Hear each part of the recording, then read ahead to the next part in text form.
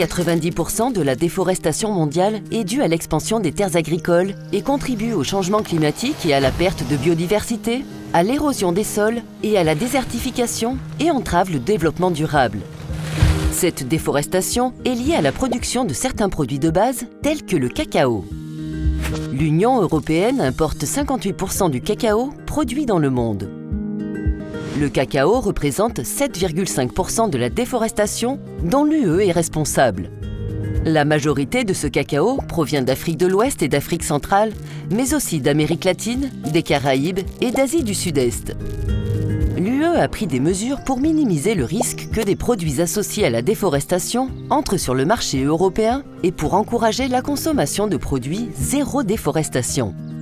Il s'agit notamment du nouveau règlement sur la déforestation, ou RDUE.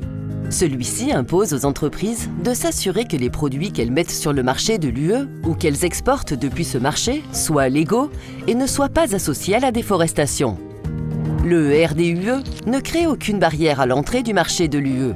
Il est non discriminatoire et s'applique aux produits concernés, qu'ils soient produits ou importés dans ou exportés depuis l'UE. Que signifie le RDUE pour les entreprises qui placent du cacao ou ses produits dérivés sur le marché de l'Union européenne? Elles doivent exercer une diligence raisonnée dans le cadre d'un processus comprenant jusqu'à 3 étapes. Dans un premier temps, elles doivent recueillir des preuves que le produit est traçable, non issu de la déforestation et légal. Cela implique de collecter des informations sur l'origine du cacao, y compris les points GPS des parcelles de production et des informations sur les fournisseurs et les acheteurs. Des preuves que le cacao ne provient pas de terres qui ont été déforestées après le 31 décembre 2020. Et des preuves que le cacao a été produit et commercialisé dans le respect de la législation pertinente du pays de production.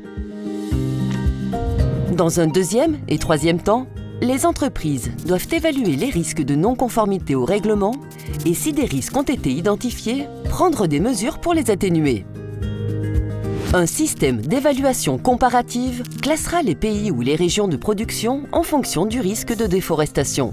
Les obligations pour les entreprises et la fréquence des contrôles des États membres de l'UE varieront en conséquence.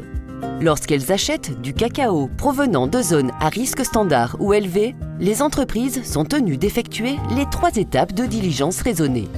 Lorsqu'elles achètent du cacao provenant de zones à faible risque, les entreprises ne seront tenues d'effectuer que la première étape de la diligence raisonnée, à moins qu'elles n'aient des doutes sur la conformité de leurs produits, auquel cas elles devront effectuer les 3 étapes. Voyons donc à quoi ressemblerait une chaîne d'approvisionnement du cacao conforme au RDUE. Le cacao légal est produit sur des parcelles zéro déforestation et livré au premier acheteur. Les producteurs de cacao et les acteurs de la chaîne d'approvisionnement veillent à collecter et à partager les informations pertinentes relatives à l'origine et aux caractéristiques de leurs produits. Le cacao légal et zéro déforestation peut être transformé en produit dérivé avant l'exportation. L'entreprise qui souhaite importer du cacao dans l'UE s'assure qu'elle s'approvisionne exclusivement en cacao légal et produit sur des parcelles zéro déforestation. Elle soumet une déclaration de diligence raisonnée comprenant les informations relatives à la géolocalisation des parcelles de cacao et recueille les preuves pertinentes, y compris auprès de ses fournisseurs, que le produit est zéro déforestation et légal. L'importateur ou le fabricant de l'UE transforme le cacao ou des produits dérivés du cacao légaux et zéro déforestation après l'importation. Le détaillant de l'UE vend aux consommateurs des produits légaux et zéro déforestation, par exemple du chocolat. À toutes les étapes de la chaîne d'approvisionnement, le cacao légal et zéro déforestation est stocké et traité séparément. En encourageant une diligence raisonnée complète, le RDUE peut accélérer les progrès vers la traçabilité et la durabilité du cacao.